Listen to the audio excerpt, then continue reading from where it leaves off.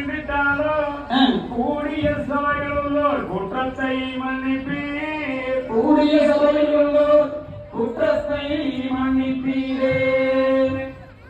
நான் கொஞ்சம் ஒரு ஸ்டெப் முன்னாடி வந்துருங்க. நான் ஏதாவது பட்டேன்.